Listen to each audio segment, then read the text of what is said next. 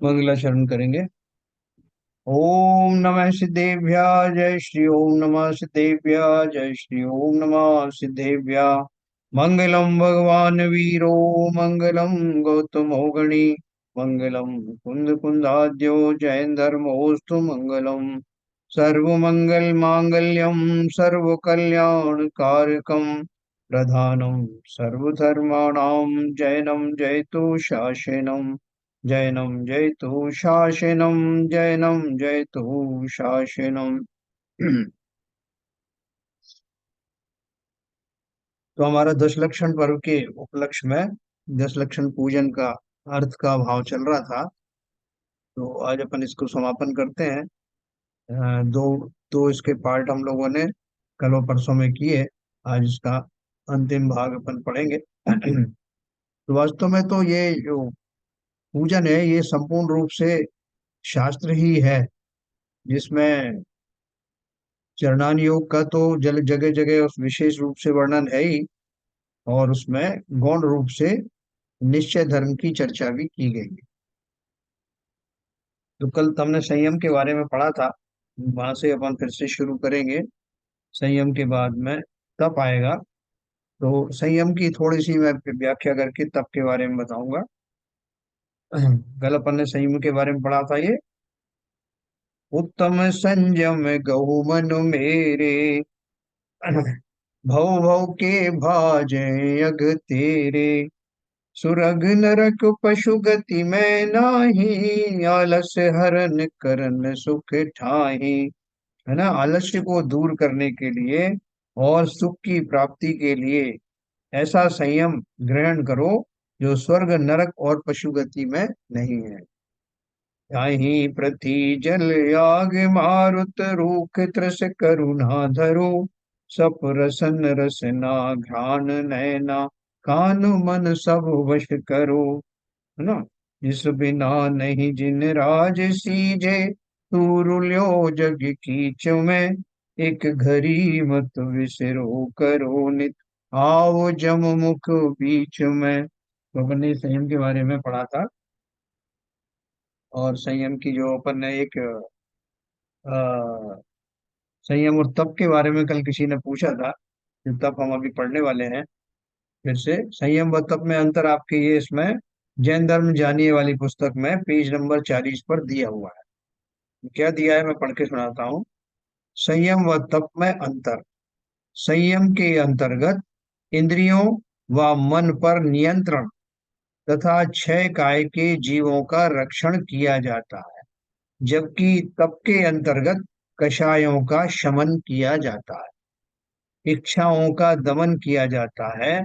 दोनों के द्वारा संवर तथा निर्जरा होती है ना। तो आपको समझ में मोटा मोटा आया होगा कि संयम के अंतर्गत जो इंद्रिय और मन के विषयों पर कंट्रोल किया जाता है, जीवों का रक्षण किया जाता है, और तप में अपने जो अंदर की कषाय हैं उनका और इच्छाओं का दमन किया जाता है।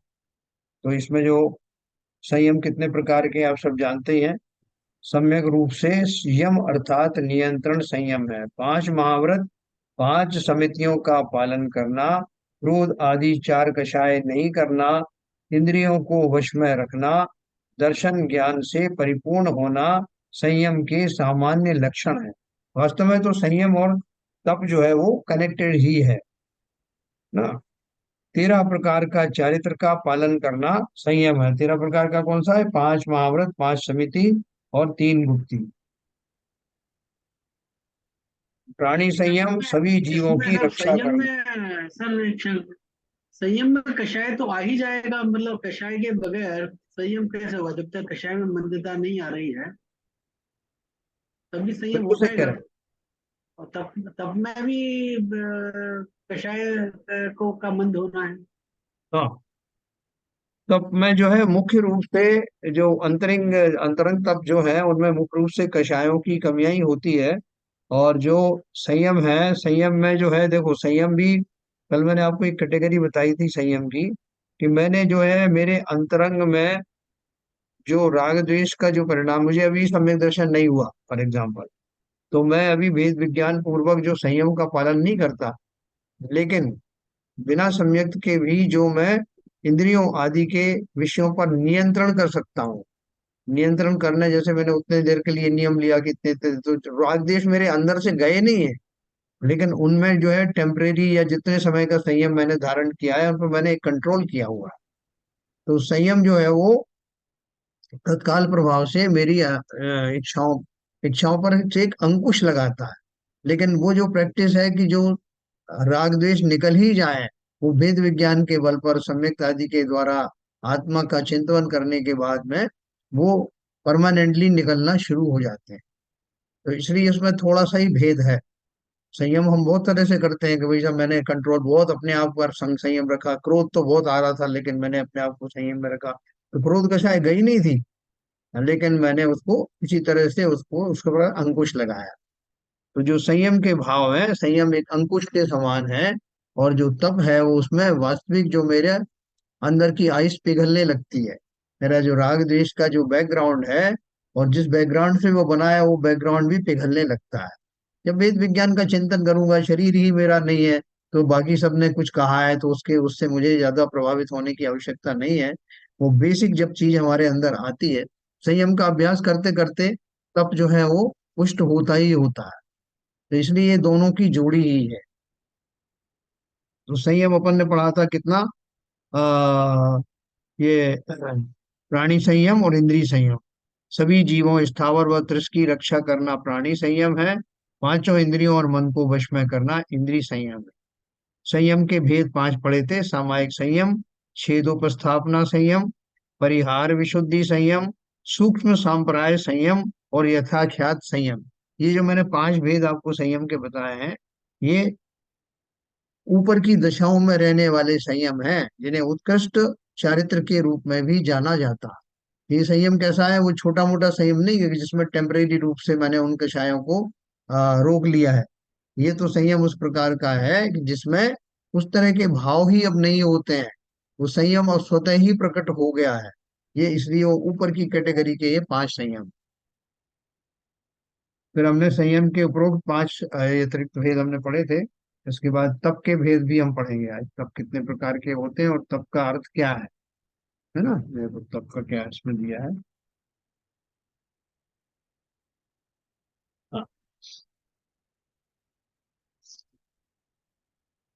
अ, सामायिक कारण आत्मा।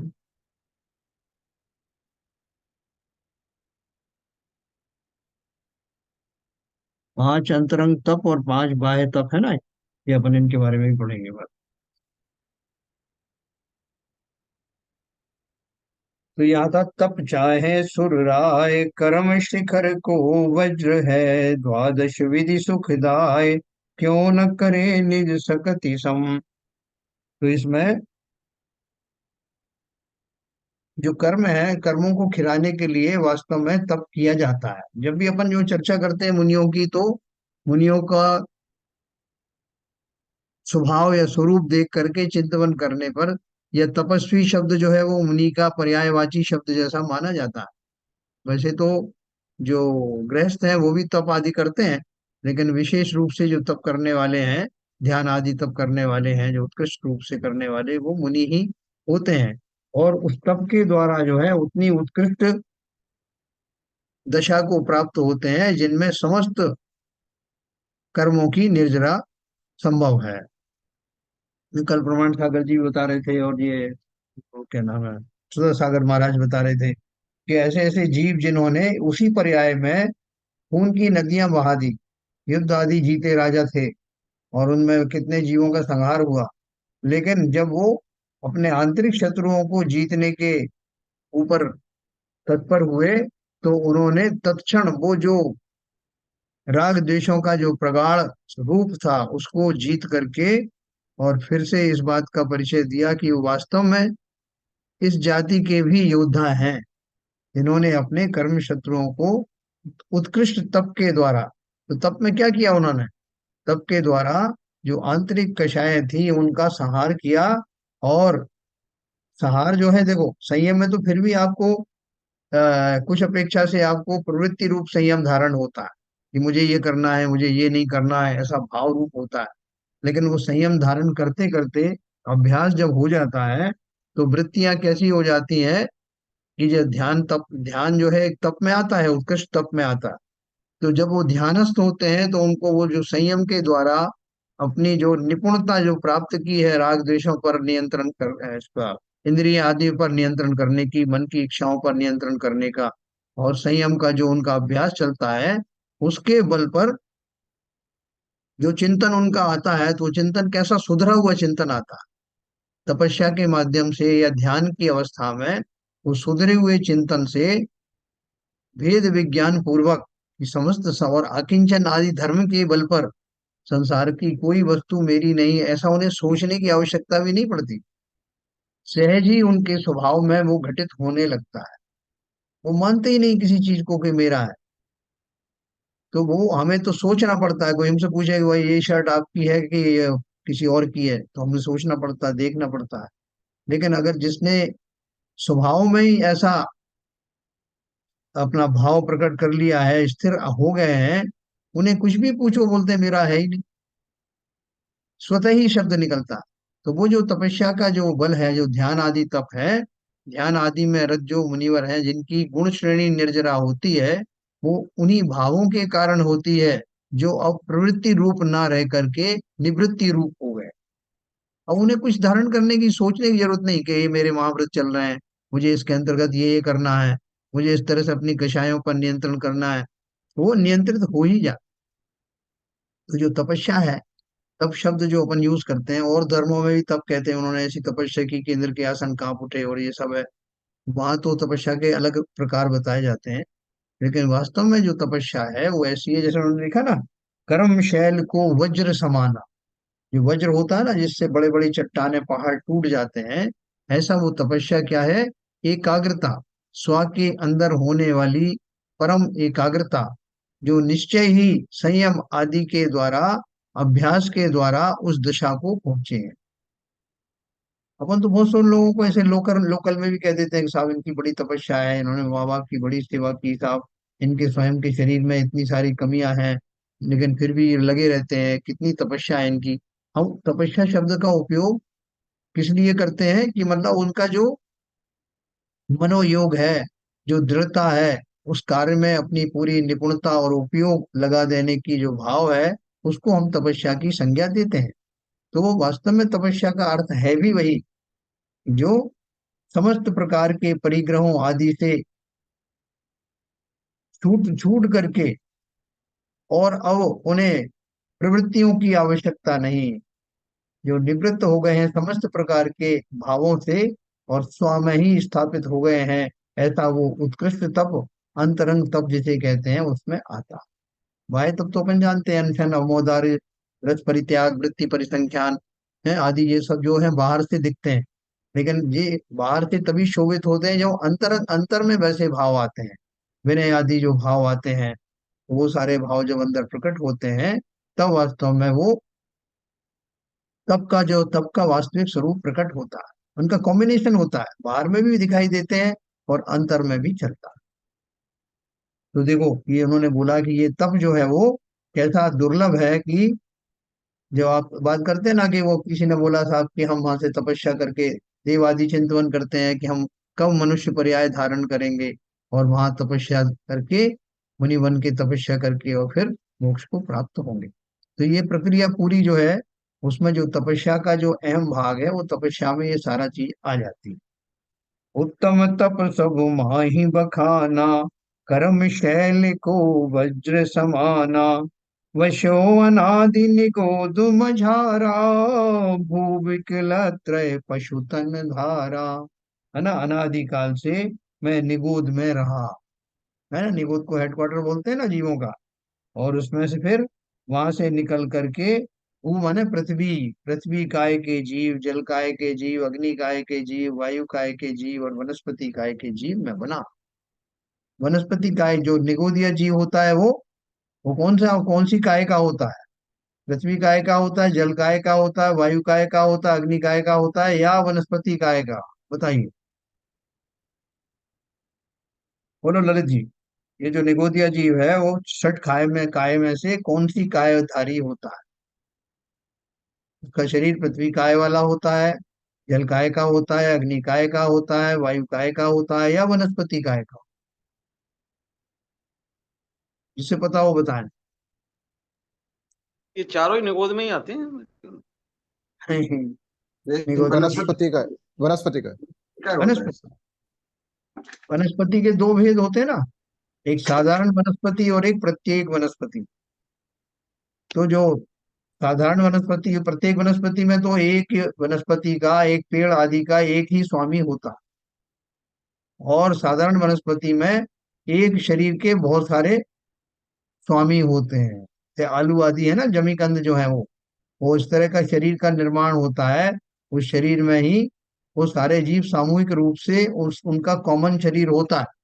और वो सब जीव एक साथ सांस लेते हैं, एक साथ आते हैं, एक साथ मरते हैं, फिर दूसरा लौट आता है, ऐसे चलता रहता है उनका। तो वो जो साधारण वनस्पति जिसे कहते हैं, साधारण मतलब कॉमन, उस साधारण वनस्पति में रहने वाले जीव निगोदिया जीव कहलाते हैं।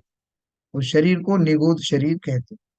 आलू आदि में ऐसे निगोद शरीर हैं जिनका मैंने आपको बहुत विस्तार बताया था कि वो एक शरीर में कौन कौन से जो है कितने कितने उपभेद होते हैं उसके, कितने उसकी छोटे छोटे पार्ट होते हैं, उन छोटे पार्ट में फिर फर्दर छोटे पार्ट कितने होते हैं, फिर जा करके वो जीव आता है। तो ऐसा बहुत व्यापक रूप है उसका, और सब सूक्ष्म से सूक्ष्म होता चला जाता है। ऐसे सूक्ष्म शरीरों को मैंने अनंत बार धारण किया। और कहते हैं ना, एक सांस में 8-10 बार जन्मों मरण। तो वो एक एग्जाम्पल दिखाने की, लक्षण दिखाने के लिए वो बात कही जाती है। वो वास्तव में ऐसा है भी। तो उसमें बादर और सूक्ष्म निगोदिया जीव के दो प्रकार हैं। जो बादर जीव हैं उनको किसी न किसी आधार की आवश्यकता होती है, जैसे हमारे मनुष्यों के शरीर हैं उसका आधार लेकर के रह रहे हैं, या पेड़ पौधों में जो प्रत्येक वनस्पति है उसके पत्तों के ऊपर में वो रह रहे हैं। फिर जब वो पत्ते उससे निकल जाते हैं तब वो आ, निगोद से रहित हो जाता है वृक्ष। जैसे ही जो हमारे शरीर है, जैसे तीर्थंकरों का शरीर है, या केवल ज्ञान होने के बाद में है, तो शरीर जो है वो इस तरह के निगोदिया जीवों से रहित हो जाता है। तो उस तरह के शरीर को आ, जब उनसे मुक्ति हो जाती है तो वो कहते हैं परमोदारिक शरीर उसका नाम पड़ता है। तो धारा मनुष्य तन महादुर्लभ, सुकुल आयु निरोगता, श्री जैन वाणी तत्व ज्ञानी, भई विषय पयोगिता। वो हमारी महिमा गा के बता रहे हैं ध्यानत राय जी के, भैया तूने कितनी कितनी बाधाएं पार करी। एक इंद्री से लेकर के, एक इंद्री निगोदिया से लेकर के दूसरे एक इंद्री जो 5 स्थावर जाति के और जो है उनमें मैं गया, और वहां से निकल करके फिर तरस पर्याय में आया। तरस पर्याय में भी 2 इंद्री, 3 इंद्री, 4 इंद्री होते हुए 5 इंद्री और संगी पंचेंद्री बना। उसके बाद मनुष्य जन्म धारण किया, जो अत्यंत दुर्लभ है। और उसके बाद भी कई बार हो सकता था कि मुझे गर्भ में ही मार दिया जाए, कई बार मैं स्वयं ही अपने रोग आदि के कारण मर जाता हूँ, कई बार जो है जन्म लेने के बाद कुछ दिन दिन जिंदा रहता हूँ, मर जाता हूँ। बहुत कम जीव होते हैं जो सकुशल युवावस्था तक आते हैं, या जिनकी आयु इतनी लंबी होती है कि वो उस पर्याय में कुछ धार्मिक कार्य संपन्न कर पाए। वो सब मुझे मिला, सारे संयोग मुझे मिले। और उसके बाद में सबसे ऊपर क्या, जिनवाणी मिली, जिनेन्द्र देव मिले, साधर्मी भाई मिले, आचार्य आदि मिले, और शास्त्रों को समझने की बुद्धि उत्पन्न हुई। और सबसे ऊपर है कि जिनवाणी सुनने की रुचि उत्पन्न। जितनी भी हमको पॉजिटिव चीजें हो सकती हैं, कॉम्बिनेशन हो सकता है जो मुक्ति के मार्ग में आवश्यक है, वो सब हमें मिले। तो उन्होंने इसलिए बोला, धारा मनुष्य तन महादुर्लभ, सुकुल, अच्छे कुल में जन्म लिया, सुकुल आयु निरोगता, श्री जैन वाणी तत्व ज्ञानी, वही विषय पयोगिता। विषयों से भी मेरी किंचित जो है वो रहितता हुई। काफी कुछ मेरे जो कषाय हैं, विषय आदि हैं, उनसे मुझे निजात लेने का भाव आया, उपयोग ऐसा उत्पन्न हुआ। अति महादुर्लभ त्याग विषय कषाय जो तप आदरे। है ना, इतना महान दुर्लभ मुझे धर्म मिला है। और वो जो विषय कषाय को छोड़ करके जो तप को आदरते हैं, तप को स्वीकार करते हैं, वो कैसे हैं? नर भव अनुपम कनक घर पर मणिमयी कल साधरे। विपुल जी बताओ इसका अर्थ। नर भव अनुपम कनक घर पर मणिमयी कल साधरे।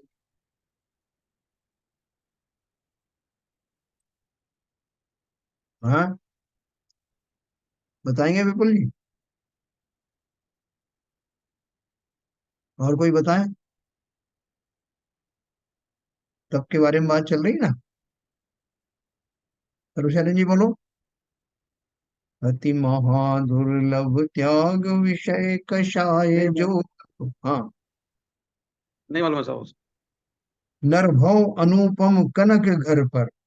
देखो हमारा जो मंदिर होता है ना, मंदिर, तो मंदिर बहुत सुंदर बनता है और उसका शिखर भी बन जाता है, और शिखर के ऊपर में क्या कमी रह जाती है?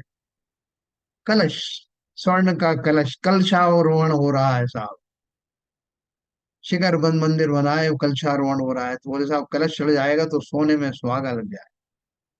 उसी प्रकार से ये हमारा मनुष्य भव जो इतना शोभनीक है, जो कहाँ से निगोद से चल करके यात्रा करके इस मुकाम तक आ गया है, जो समस्त पर्यायों में श्रेष्ठ पर्याय है, ऐसा मनुष्य रूपी भव, उस भव रूपी जो है, जो मकान है, उसके ऊपर में जैसे कनक यानी सोने का कलश धारण कर धर धर दिया हो, ऐसा वो तप है। तप रूपी कलश जब मैं धारण करता हूँ तो मेरा मनुष्य भाव सार्थक हो जाता है। पूरे मनुष्य भाव में मैंने और भी बहुत सारी कार्य किए, मैंने संयम आदि धारण किया, मैंने बहुत सारी ये सम्यक दर्शन आदि प्राप्त किया। ये सब किया करके मैं उस मुकाम पर आ गया कि मेरा शिखर बंद मंदिर बन गया।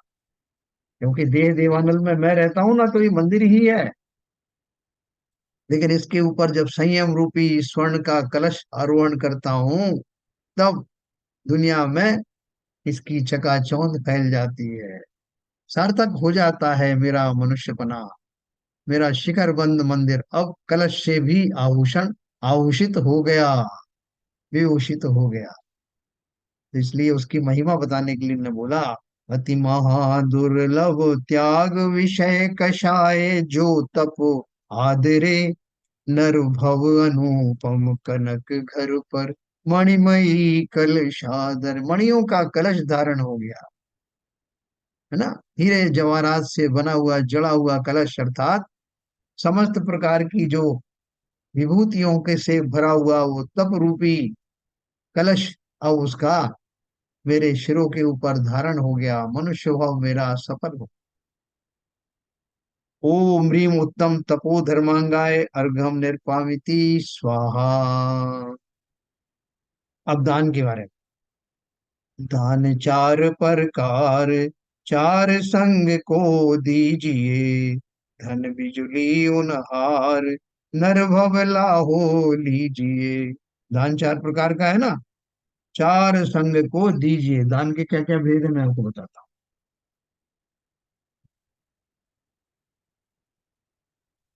282। जैन धर्म जानिए में सब दिया है, देखिए।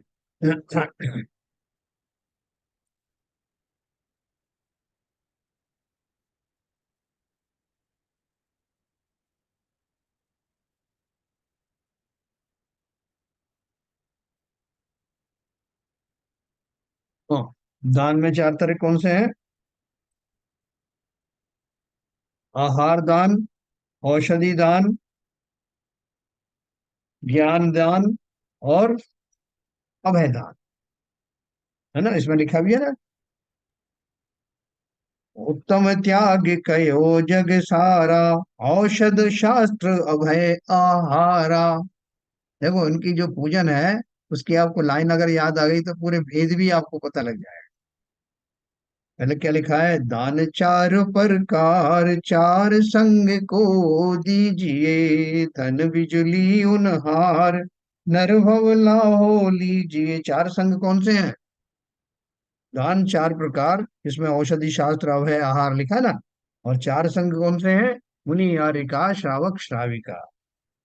और धन कैसा है? बिजली की तरह, जैसे आसमान की बिजली चमकती है और लुप्त हो जाती है, उसी तरह आज धन जो मिला है कल चला जाएगा। क्षणिक होता है धन का। जैसे चंचला लक्ष्मी कह करके लोग आपसे दान लेते हैं ना, तो वास्तव में तो वो चंचल है ही, इसकी वृत्ति ऐसी है। धन बिजली उन हार नर भव लाहो लीजिए। लाहो माने लाभ, इस मनुष्य भव का लाभ लीजिए। उत्तम त्याग कहो जग सारा, औषध शास्त्र अभय आहारा। देखो ध्यानंद राय जी ने इसमें एक प्रयोग किया। क्या प्रयोग किया? त्याग और दान को मिला करके बताया, है ना। उत्तम त्याग कयो जग सारा, और लिखे जो आगे जो लाइन है वो त्यागने की है क्या? औषधि शास्त्र अभय आहार, इनके त्याग करने की बात की है ना। इसलिए अर्थ बड़े अच्छे समझना। उत्तम त्याग कयो जग सारा, औषध शास्त्र अभय आहारा। ऊपर की लाइन से नीचे की लाइन कनेक्ट करना। नीचे राग द्वेष निर्वारे, ज्ञाता दोनों दान सम्हारे। यानी व्यवहार दान, व्यवहार दान और निश्चय दान। निश्चय दान क्या है? निश्चय दान का अर्थ ही है त्याग धर्म। आप अपने जो राग द्वेष आती है उनका दान तो किसी को दे नहीं सकते ना, वो तो स्वयं छोड़ सकते हैं, हटा सकते हैं। और उनके निकलते ही व्यवहार रूप से जो दान है वो संपन्न होता है। जो मैं धन आदि किसी को देता हूँ तो मेरी कषाय, मेरा जो जो राग है उस धन से किंचित कम होता है, उतना उतना छूटता है। फलस्वरूप वो क्रियाएं होती है। तो निश्चय रूप से निश्चय धर्म तो त्याग धर्म है, और व्यवहार धर्म जो है वो दान आदि है। उत्तम त्याग कहो जग सारा, औषध शास्त्र अभय आहारा। औषध शास्त्र अभय आहार ये क्या है? ये आपके बाह्य दान है, दान है, दान के प्रकार है। और निश्चय से त्याग कौन सा होता है? वस्तुओं का त्याग नहीं होता, वस्तुओं के पीछे होने वाले राग आदि का ही त्याग होता है। साहब मेरे पास 4 फ्लैट थे, मैंने उसमें से एक फ्लैट जो है वो मंदिर को दान दे दिया ना। तो दान दे दिया का अर्थ क्या हुआ? कि उतना उतना आपका उनके प्रति ममत्व था वो कम हो गया, तो आपने वो दान में दे दिया। अभी आपको जो है बहुत सारे जीवों के प्रति, जब हम बोलते हैं साहब किसी से गुस्सा आता है, कषाय होती, तो हम बोलते हैं साहब मेरा इस बेटे से अब कोई संबंध नहीं, मैंने इसका त्याग कर दिया, या पत्नी का त्याग कर दिया। तो वो त्याग कैसे किया जाता है? किसी कषाय वश, किसी द्वेष वश किया जाता है।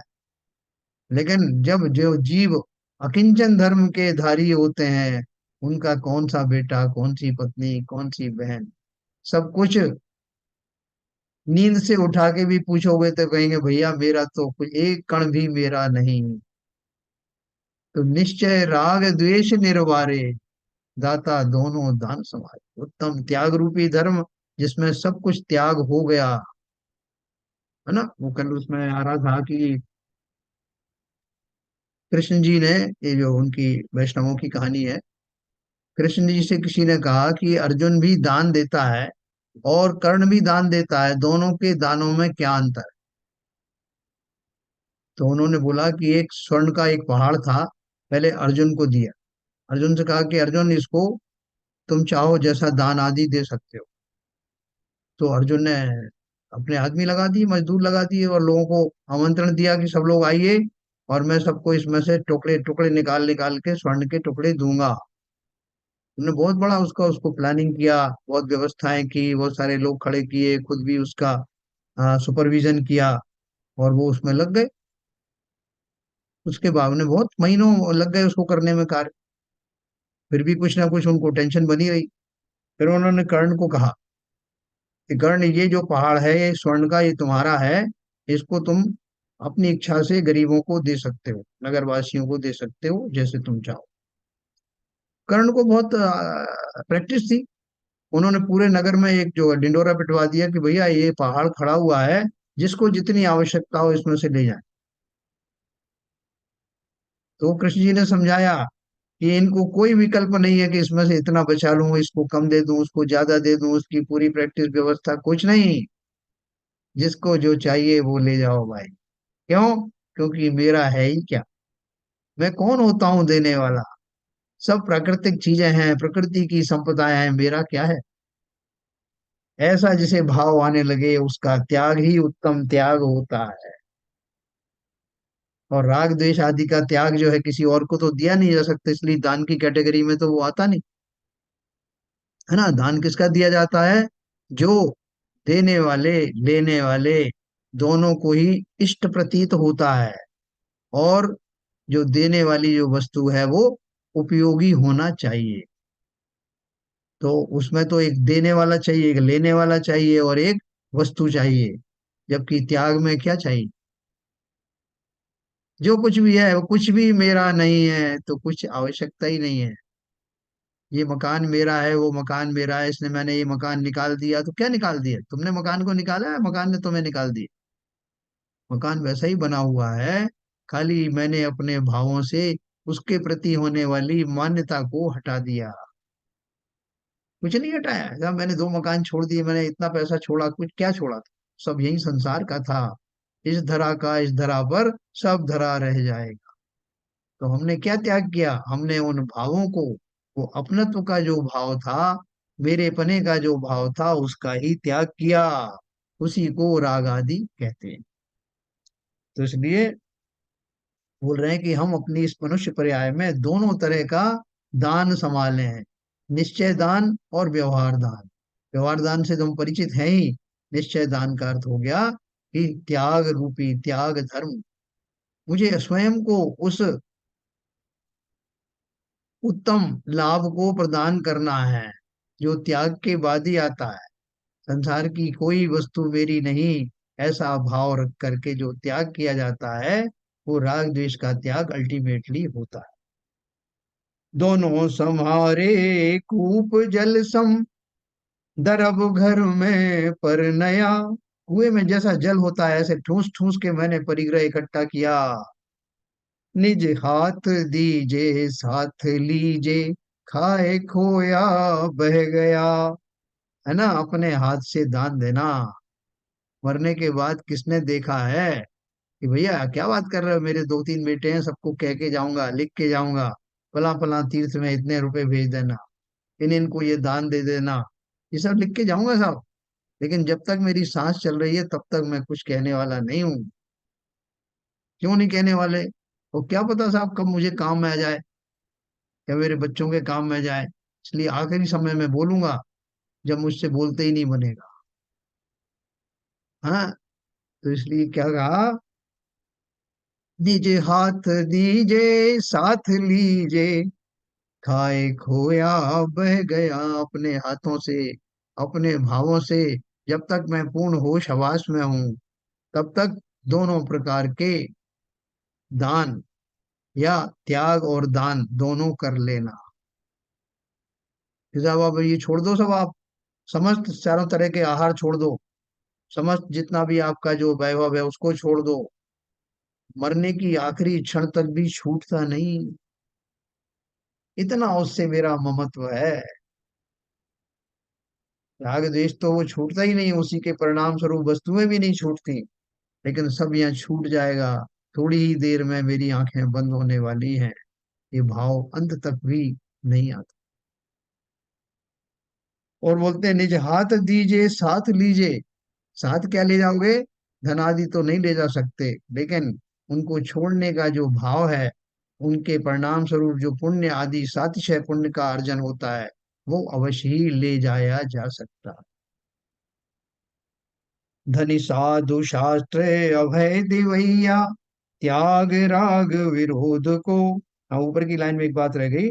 निज हाथ दीजे साथ लीजे, खाए खोया बह गया। ये कल बता रहे थे ना, वो पंडित जी हमारे यहाँ आए भी आए थे, कि धन की तो 3 अवस्थाएं होती हैं। या तो आप उसको पाप कार्यों में लगाओ, या उसको भोगो, या तीसरा है उसको दान आदि में लगा दो, नहीं तो वो उसका नष्ट तो होना निश्चित है। खाए खोया बह गया, धनी साधु शास्त्र अभय दिवैया, त्याग राग विरोध को, बिन दान श्रावक साधु दोनों, लहे नाही बोध को। है ना, धन्य है वो साधु शास्त्र, और कैसे हैं वो? अभय दिवैया, अभय का दान देने वाले हैं। त्याग राग विरोध को, उन्होंने भी छोड़ा, हमें भी छोड़ना है। राग और विरोध माने द्वेष। अभय के देने वाले हैं मुनिराज, कैसे अभय को देते हैं? क्या मैं भी अभय दान दे सकता हूँ? है, दे सकता हूँ अभय दान किसी को? तो अभय दान, जैसे उनका अपना उदाहरण आता ना, श्रीमद राजचंद्र जी का। श्रीमद राजचंद्र जी ने किसी को, जब वो हीरे के व्यापारी थे, रत्नों के व्यापारी थे, तो उन्होंने किसी को कुछ डील की थी उससे, सौदा, कि मैं तुमको इतने इतने रत्न दे रहा हूँ, आज के भाव में दे रहा हूँ, और 6 महीने बाद इसका जो भाव आएगा उसमें तुम मुझे रिटर्न कर दे। ऐसा उनकी डील हो गई, कागज पर लिख के दे दिया गया। और वो 6 महीने के बाद में वो व्यक्ति जो है ना, उसने मिलना ही नहीं चाहा उनसे, श्रीमद राजचंद्र जी से, उनसे मिलता ही नहीं था। नजरें, नजरें क्या मतलब, वो उस रास्ते से तक से नहीं निकलता था। क्यों? क्योंकि उन रत्नों का 104 गुना जो है उसके दाम बढ़ गए। तो वो बेचारा बड़ा, पहले के लोग बड़े शरीफ भी होते थे, नेक होते थे, कि मुझे देना तो है लेकिन दूं कहाँ से। तो बड़ा दुखी था। श्रीमद राजचंद्र जी को पता लगा कि ये बेचारा बहुत दुखी है, परेशान है, बीमार तक हो गया, तो खुद उनके घर गए और जाकर वो कागज साथ में ले गए थे। उसका, भैया क्या परेशानी है? तो वो हाथ जोड़ के खड़ा हो गया कि भैया मैं आपको एक एक पाई चुका दूंगा, लेकिन अभी मेरे पास नहीं है समर्थ, मेरे ऊपर थोड़ी कृपा करो। राजचंद्र जी ने क्या कहा, उनकी उसमें जीवन गाथा में मिलता है वो, उन्होंने बोला कि मैं राजचंद्र दूध पीता हूँ, खून नहीं पीता। जिस कागज की वजह से तुम इतने परेशान हो, उस कागज में क्या दम? उसके सामने ही उस कागज को फाड़ दिया। ऐसा कह के उन्होंने उसको अभय दान दिया। ये गृहस्थों का अभय दान, ठीक है। और मुनिराज आदि जो तो अभय अभय दान देते हैं आपको, अपनी जो शाश्वत अवस्था है आत्मा का की, जो नश्वरता है, उसका ज्ञान कराने के लिए जो देशना देते हैं, वो वास्तव में अभय दान है। संसार में मेरा कभी कुछ होता नहीं, मैं कभी मरता नहीं, कोई मुझे, कोई भी परद्रव्य मेरा कुछ भी करता नहीं, ऐसा सब जो भाव प्रकट होता है वो अभय दान के जैसा है। बिन दान श्रावक साधु दोनों, लहे नाही बोध को। श्रावक दान क्या देता है मुनिराज को? आहार आदि दान देता है, और बदले में मुनि क्या देते हैं हमको? है, सदुपदेश देते हैं, देशना देते हैं। दोनों को ही अपनी अपनी भूमिका में दान देने की आवश्यकता होती है। फिर हमने पढ़ा परिग्रह के बारे में। परिग्रह 24 वेद, त्याग करे मुनिराज जी, तिसना भाव छेद, घटती जान घटाइए। परिग्रह के बारे में हम सब जानते हैं, और उनको बोलते हैं संपूर्ण रूप से उस परिग्रह का त्याग तो मुनिराज ही करते हैं, है ना। और हम भी उसमें अपनी तृष्णा ज्यो ज्यो कम होती जाए, त्यों त्यों कम करते चले जाना है। परिग्रह का हमने कहाँ पढ़ा था?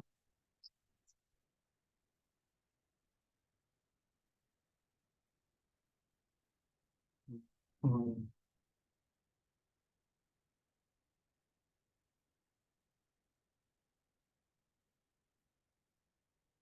परिग्रह के कितने वेद होते हैं वही बताओ जरा।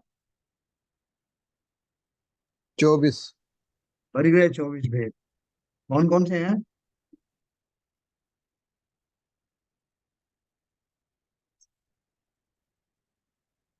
कौन है यार? सबसे पहला तो मिथ्यात्व ही एक सबसे बड़ा परिग्रह है। बहुत बढ़िया, बहुत बढ़िया, बहुत बढ़िया। क्यों शुरुआत तो मिथ्यात्व, वही क्यों है। परिग्रह है? मिथ्यात्व परिग्रह क्यों है? क्योंकि हमने ओढ़ रखा है जन्म जन्म में, हर जब हम में जितने भी जाते हैं हाँ, अभी तक ज्ञान ही नहीं हुआ कि मैं इन शरीर से भिन्न हूँ। हाँ तो अपने आप को शरीर मान लेता हूँ मैं, सबसे बड़ा परिग्रह तो यही है, हाँ, मेरी मान्यता में घुस गया है। जो ममत्व भाव है ना, देखो, मूर्छा अर्थात ममत्व का भाव रखना परिग्रह है। संसारी चीजें, जमीन, मकान, पैसा, पशुधन आदि को अपनी आवश्यकता से अधिक रखना, इनमें ममत्व भाव रखना परिग्रह नामक पांचवा पाप है। हिंसा, झूठ, चोरी, कुशील और परिग्रह। परिग्रह। समस्त पापों का मूल कारण परिग्रह है। परिग्रह नहीं होने से कषाय उसी प्रकार शांत हो जाती है जिस प्रकार बिना ईंधन के अग्नि शांत हो जाती। परिग्रह दो प्रकार का होता है। अंतरंग परिग्रह, रागादि रूप अंतरंग परिग्रह 14 प्रकार का होता है। मिथ्यात्व, एक मिथ्यात्व, चार कषाय, नौ कषाय, जो होती ना हास्य, रति, अरति आदि, ये सब मिला करके 9 4 13 और एक, हाँ, 14। ऐसे 14 ठीक है। अंतरंग हो गए। और बाह्य में तो वो है क्षेत्र, यानी खेत, भूमि, वास्तु यानी मकान, हिरण्य यानी चांदी रुपया, स्वर्ण यानी सोना, पशुधन, धान्य, दासी दास, वस्त्र और भांड यानी बर्तन। इस प्रकार के 14 वो अंतरंग और 10 बाह्य, ऐसे 24 भेद परिग्रह के बताया। वो जो परिग्रह का भेद जो है, ये परिग्रह का त्याग कौन करता है? त्याग करे मुनिराज जी, नग्न दिगंबर साधु, निर्ग्रंथ गुरु, जिन्हें कोई अंदर बाहर भी कोई गांठ वाली चीज नहीं है। वस्त्रों में गांठ होती है या सिलाई होती है, कुछ भी होता है, तो ना तो ऐसी गांठ बाहर में है, ना ही अंतर में राग आदि की गांठ है। ऐसे निर्ग्रंथ मुनि, तो वो क्या पालन करते हैं? कैसे उनका उनका जो परिग्रह जाता है? हमारे लिए भी कहा कि तृष्णा भाव छेद घटती जान घटाइए।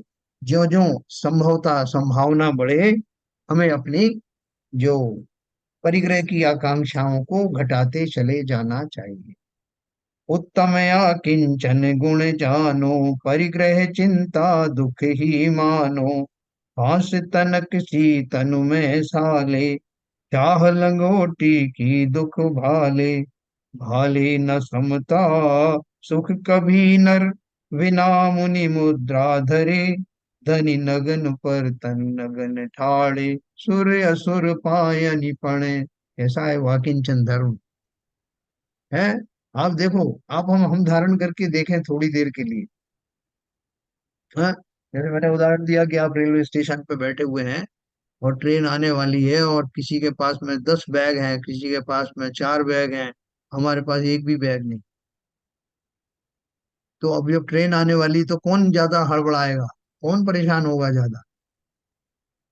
है? कोई कुली ढूंढेगा, कोई सोचेगा मैं ही ले जाऊं, कोई बोलता डब्बा किधर आएगा, वो कहाँ जाऊंगा, ज्यादा से ज्यादा उसके पास पहुंच जाऊं। ये सब विकल्प क्यों आएंगे? बहुत क्योंकि बहुत मैं बढ़िया, बहुत बढ़िया आपने दिया है उदाहरण वास्तव में। तो वहीं आदमी एकदम घबरा सा जाता है जैसे ही ट्रेन आती है, और जिसके हाँ, पास में एक छोटा सा थैला है, बैग है, वो चुपचाप खड़ा रहता है। बोला गाड़ी चलेगी मैं चले जाऊंगा जब तक चलेगी। बस दिक्कत नहीं। लोग बोल रहे हैं आप कुछ भी हड़बड़ा नहीं रहे हो, अब क्या बात है, हम लोग इधर से उधर भाग रहे हैं, ऊपर देख रहे हैं कहाँ डब्बा आने वाला है क्या। ये आदमी ऐसा खड़ा है कि तो कुछ भी है, इसी डब्बे में चढ़ जाऊंगा, वहां वहां पहुंच जाऊंगा, क्या दिक्कत।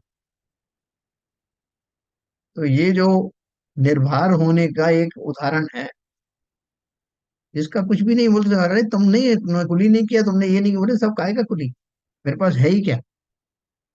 जो अनजाने में कहता हूँ मेरे पास है ही क्या, यही अकिंचन धर्म है। हमारे पास कुछ है ही नहीं, हमने जबरदस्ती ओढ़ रखा है कि ये आप भी मेरा, वो भी मेरा। आप कोई भी कार्य करो, कोई भी हम कार्य करते हैं या सामाजिक रूप से कुछ भी करते हैं, तो इतने सारे विकल्प बच जाते हैं। उन विकल्पों को दूर करने के लिए 50 तरीके के हम दाम दंड सम दंड भेद करते हैं। इसको बुला, उसको बुला, उसको पूछ, इसको पूछ, इसका स्वागत कर, इसका स्वागत कर। क्यों? क्योंकि विकल्प बन गया है कि हमको ऐसा करके दिखाना है। तो वो फिर मतलब फिर उसमें और हमारा जो धर्म कर्म है वो सब साइड में रह जाता है। हम उन्हीं विकल्पों में लग जाते हैं। बिल्कुल। और कोई आपको साथ में और बोल गया कि आपके 10 आइटम थे, उसमें कोई और आपका फ्रेंड भी बोल गया कि भाई साहब जरा ये मैं अभी आता हूँ, ये 5 आइटम मेरे भी यहाँ रखे हुए हैं। तब क्या हालत होगी आपको? सारी गालियां अपने जो फ्रस्ट्रेशन है किसके ऊपर निकालोगे? उस दोस्त के ऊपर, कि हमको तो अपने ही सामान ढोने की फुर्सत नहीं, ये और रख गए हमारे सिर। अब नहीं ले जाओ तो भी मुश्किल है साहब, तो बड़बड़ाते रहेंगे। तो ऐसे हमने कितने बोझे ले रखे हैं, स्वयं के, परिवारजनों के, मित्र आदि के, हैं, संसार जनों के, सारे जो जो बोझे हैं, इन बोझों को रहते हुए मैं निराकुल रह सकता हूँ क्या? है ना? तो सर यहाँ इसलिए पे इसमें परिग्रह में और त्याग में भी ओवरलैप, मतलब समानता है त्याग और परिग्रह में। हाँ, जस्ट उसका उल्टा है। परिग्रह को त्यागना है, और खास तौर से कौन सा परिग्रह त्यागने से सब चीजें छूट जाती हैं? मिथ्यात्व। मिथ्यात्व नाम का जो परिग्रह जो पापों में भी आता है, वो परिग्रह छूटने से, मिथ्यात्व जब छूट गया तो कौन किसका, क्या मेरा क्या तेरा, ये स्पष्ट से प्रतीत होने लगता है। लेकिन जब वो आचरण में आता है तब वो वास्तव में चारित्र कहा जाता है। मेरे ख्याल में कनेक्टेड तो क्वेश्चन सारे ये है कि त्याग के बाद परिग्रह धर्म जो आ रहा है उसका ही। क्या रिलेशन है? मतलब आपको पहले हमको त्याग के बारे में बता दिया, हाँ, और त्याग में हर तरह के त्याग बता दिए, दान धर्म भी बता दिए, और भी त्याग बता दिए, सब बता हाँ, दिए। फिर हाँ। परिग्रह परिग्रह बाद में आ रहा है कि भाई परिग्रह जो है वो भी त्यागने की चीज है एक तरीके से। नहीं नहीं, मतलब देखो, पहले वाला जो त्याग जो कहा है, वो थोड़ा सा हल्के किस्म का है, जो पार्शियल वाला है। जो त्याग करने की जो बात है, अभी संपूर्ण रूप से त्याग हुआ नहीं है, अभी प्रवृत्तियां चल रही हैं। जब वो आकिंचन धर्म तक जीव पहुंचता है तो इन यही प्रैक्टिस करते करते वहां तक पहुंचता है। हाँ, ठीक ठीक। ये संपूर्ण रूप से परिग्रह का छूट जाना और आकिंचन मोहम्मद को धर्म, छूट जाना वो आकिंचन में आ गया। अकिंचन का प्रकट होना, तो कहते हैं, आकिंचन ब्रह्मचर्य धर्म 10 सार है, वो अंतिम सोपान है ना? वो वहां जाकर अपने आप प्रकट होता है। धर्म का सार तो वही है। उत्तम क्षमा मार्दव आर्जव भाव है, सच्चे सोच संयम तप त्याग उपाव है, आकिंचन ब्रह्मचर्य धर्म 10 सार है, चौगति दुख ते काली मुक्ति करतार है। तो मैं आपको आज इतना आकिंचन का ही बताऊंगा, ब्रह्मचर्य के बारे में कल बताऊंगा, क्योंकि वो उसकी थोड़ी और ज्यादा विशेष वर्णन की आवश्यकता है। ये अमृत ने ये वाली जो चौपाई उस क्वेश्चन में रखी थी, तो अभी जी। ये सब लोगों को समझ में आ गई है। अभी बार बार ध्यान उस पर ही जाता है कि भाई ये चार जो है भाव हैं, फिर हाँ। उपभाव हैं, और फिर जो है प्रकट होता है जो आकिंचन हम्म। धर्म और ब्रह्मचर्य आपका प्रकट होता है बात। यार, शुरू की जो लाइनें हैं आपने अगर वो पढ़ लिया, तो और उसका मर्म खोजने की कोशिश की कि ये भाव कैसे चार कैटेगरी में कैसे कर दिया। उत्तम क्षमा मार्दव आर्जव भाव है, शौच सत्य संयम तप त्याग उपाव है। वही मैं कह रहा था कि लोग जो है कि भाई ये प्रोग्राम है, अरे संस्कृत प्रोग्राम है, इसमें बैठ के क्या करेंगे, चलो चलो हमने सुन लिए। अब ऐसे छोटे प्रोग्रामों में भी ऐसी बातें निकल के आती हैं और जो आपको बहुत ग्रहण ग्रहण हो जाती हैं मतलब। एक्चुअली बिल्कुल सही कह रहे हैं आप। ये जो हमारे जो प्रोग्राम डिजाइन किए जाते हैं और किए जाने चाहिए, उनमें ऐसी ही चीजें हों जो साधारण साधारण तौर पर जीवों के अंदर प्रविष्ट नहीं होती। कोई नाटिका के माध्यम से, कोई कविता के माध्यम से, कोई ऐसी प्रतियोगिता के माध्यम से प्रविष्ट हो जाते हैं। तो वो उसका हमें प्रैक्टिस करना चाहिए। मैं अब आपको कल दोबारा से आकिंचन और ब्रह्मचर्य धर्म के बारे में बताऊंगा। तो महान धर्म है, इनको जो है जितना आप वर्णन कर सके उतना, है ना, मुंह में पानी जैसा हो जाता है। जब आकिंचन ब्रह्मचर्य धर्म की चर्चा करते हो तो रोमांच आ जाता है, क्योंकि वो अल्टीमेट है। हाँ, आपके म्यूट हो गया, म्यूट। चलन जी, आपका म्यूट हो नहीं, ये 4 दिन के फिर वीडियो हम आपके प्रिजर्व कर लेंगे, कभी भी सुन गया। सकते हैं। नहीं सर, ये बहुत जरूरी था क्योंकि ये जो शुरू की 4 लाइन है इनको हम फास्ट फास्ट पढ़ के ना उस पर ध्यान नहीं देते, और पूरे 10 धर्म को ना एक ही कैटेगरी में रख, पूरे हाँ, 10 को अलग मतलब पैरेलल में रख देते हैं, जबकि उनकी एक हिरार्की है, उनका एक हाँ, हाँ, सीक्वेंस है उसकी।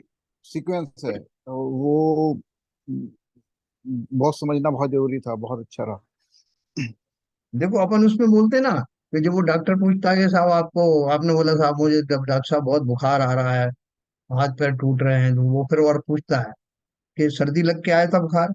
हाँ साहब, शुरू में कितना बुखार था, बाद में कितना हो गया, क्या क्या खाने से क्या हो रहा है? वॉमिटिंग होती है, ये सब लक्षण पता करता है वो।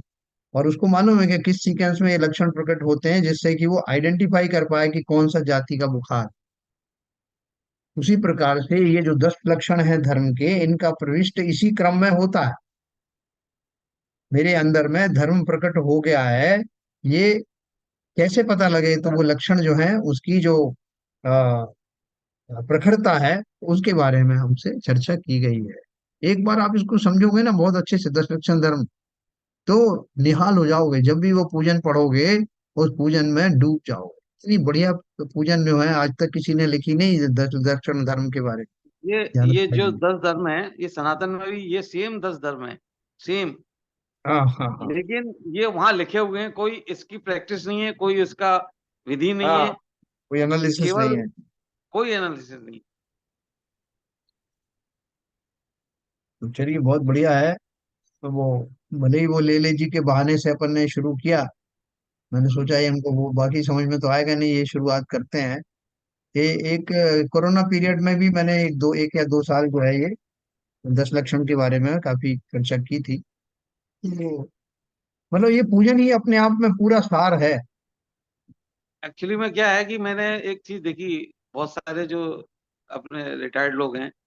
उनमें भी एक भाव आ जाता है कि उनको सब कुछ मालूम है, इसलिए वो बहुत ज्यादा ध्यान नहीं दे पाते हैं। हाँ हाँ हाँ हाँ। और जो ध्यान, और जो जिनको ये ललायत है कि उनको मालूम है अभी तो जीवन में बहुत सारे रहस्य हैं जो हमको पता नहीं है, पता करने हैं, वो लग जाते हैं। उनको ऐसी कोई चीज मिल जाती है तो उसके पीछे लग जाते हैं। तो बाकी बहुत से लोगों को आप सुनाओ ना, तो उनको ज्यादा रस आता नहीं है। वो सब मालूम है, सब मालूम है, सब मालूम है। और जबकि वो परेशान रहते हैं, मतलब अपना नहीं, बता नहीं पाते। शरण जी, जिंदगी में ना, लाइफ में ये जानना कि मैं कुछ नहीं जानता सबसे बड़ा जानना है। हाँ ये काफी बुकों में लिखा है। वास्तव में हाँ, नहीं ऐसा नहीं, वही मैं विनम्र बोल रहा हूँ होना। ना कि अब ये जो हम लोग अभी आज, हमारी भी उम्र 58 साल हो गई, तो अभी हम ये बोलेंगे हमको सब मालूम है और करके हम किसी की बात ही नहीं सुने, किसी की समझे ही नहीं, तो बड़ा गलत हो जाता है। क्योंकि इतने, मतलब बहुत, मतलब हमारा एक्सपीरियंस ये समय जो ऐसा निकला है वो पता भी नहीं लगा हमको, हमको कुछ मालूम ही नहीं है दुनिया में। देखो न्यूटन आज से देखो जब, वो, अब ये 10 लक्षण धर्म का अभी पिछले 8 साल से तो हम खारगर में ही कर रहे हैं। और ये वाली जो 10 जो शुरू की 8 लाइन है, 4 जो भाव हैं, 4 जो सार हैं, वो उपभाव हैं, और बाकी 2 सार हैं। ये समझ में ही नहीं आई, अभी ये 8वें साल में समझ में आई है ये बात। नहीं, इसमें मानने में कोई बुराई नहीं होनी चाहिए, मैं ये मानता हूँ, क्योंकि नहीं जो भी मानना बात। ही चाहिए। देखो हमारा जो विनय नाम का जो गुण है, जैसे न्यूटन को एक बार किसी ने बहुत अप्रिशिएट किया कि आप तो बड़े ज्ञानी हैं। ये न्यूटन ने क्या कहा? वो जैन नहीं था, लेकिन एक ह्यूमन बीइंग था। उसने बोला कि मैं तो समुद्र के किनारे खड़े हुए उस नन्हे बालक जैसा हूँ, जो असंख्य सीपियां फैली हुई हैं, उनमें से कुछ बटोर ली हैं, कुछ बटोर रहा हूँ। उसका अंत तो है ही नहीं। है ना? कितना विनम्र मॉडेस्टी के साथ में ऐसी हम्बलनेस हमारे अंदर आए, ऐसा विनय हमारे अंदर आए कि भैया मेरे पास क्या ज्ञान है? अनंत ज्ञान है। उसमें से कुछ थोड़ा सा आ गया तो उसका दम्भ क्या करना? ऐसे भाव धारण किए बिना, ऐसा विनय जीवन में आए बिना, जीव आगे वास्तव में बढ़ता ही नहीं। सर, तो ये चलिए विकास दिव्य कीर्ति है, जो आजकल ना आईएएस की कोचिंग कराते हैं, दृष्टि करके ना। ये बहुत हम्म। फेमस हो गए हैं वो इंडिया में। अच्छा। वो नहीं, जितने भी उनके उनके काफी पास लेक्चर बहुत अच्छे होते हैं उनके। बहुत मैंने भी लेक्चर सुने होते हैं काफी। अच्छे। हाँ, तो मैंने काफी सुने उनके। वो सिर्फ एक चीज बोलते हैं, आईएएस जो उनके पास में स्टूडेंट बनने आते हैं, काफी सक्सेस भी रेट है उनकी, कि जितना जितना आप जिंदगी में जानोगे, उतना उतना आपको पता लगेगा कि मैं कुछ नहीं जानता, और बिल्कुल। वही जानना है। अरे ये इन्होंने बोला, विशुद्ध सागर महाराज ने, भोपाल में एक विद्युत सभा हुई थी लाल घाटी पे। बाई चांस मैं भी वहाँ कोई आसपास कोई शादी में गया था, तो मैं भी वहाँ, मुझे वहां जाना को मिल गया। तो वो ये क्या कह रहे थे विद्युत सभा में, कि जब मैं कुछ नहीं जानता था, तब मैं ऐसा मानता था कि मैं सब जानता हूँ। बोले आप जैसे विद्वानों की जब मैं उसमें सोहबत में आया, बोले मुझे कहने में कोई संकोच नहीं है, तब मुझे मालूम पड़ा कि मैं कुछ नहीं जानता। कितनी बड़ी स्वीकारोक्ति है ये! सही कितना है। बड़ा विनय है! कोई अहम नहीं कि वो ये कहने में लोग समझेंगे कि कैसे मुनि है, नहीं। उन्होंने अपने अहम का भी बात कर ली, और ये भी बता दिया कि मेरा जानना अभी बहुत बाकी है। तो ऐसा भाव हम सबको आना चाहिए। तो चर्चा ठीक लगी आपको, ये अर्थ वगैरह? नहीं, बहुत बढ़िया चल रहा है। तो चलिए कल अपन जो है बाकी के जो धर्म है उनको और पढ़ेंगे। ललित जी बेचारे बहुत दिन बाद आए, तबीयत ठीक नहीं थी उनकी, तो उनसे सबको, सभी लोगों को उत्तम क्षमा, उनसे भी विशेष उत्तम क्षमा। और जिनवाणी स्तुति करेंगे। ललित साहब तभी कैसी है उस समय? जी ठीक है साहब, मेरी भी और वाइफ की भी, दोनों की ठीक है अभी। हैं? दोनों की अब तबीयत। ठीक है, फीवर वगैरह सब ठीक है, अभी नॉर्मल है, उसके थोड़ा अब वीकनेस है, वो नॉर्मल। ठीक हो और जाएगी। आपकी मिसेज? हाँ वो भी ठीक है, घर पे आ गई है। ठीक है, ओके। बहुत सबने याद बहुत बहुत किया बहुत, था बहुत आज प्रोग्राम में, सबने याद किया था आप दोनों। आपको याद किया था भाई, वही तो कह रहा हूँ। वही मैं कह रहा हूँ, आपको याद किया। और और एसके इंसान ने तो खास तौर से आपको मंच से आपको क्या प्रशंसा किया था कि आपने 80 जो है जिनवाणिया का वो संशोधन किया है। अकेले ने बैठ के अकेले संशोधन। ने किया है। उसके लिए आपके आपके लिए तालियां भी बजी हैं। आशीर्वाद है आप सबका। चलिए जिनवाणी स्तुति करें।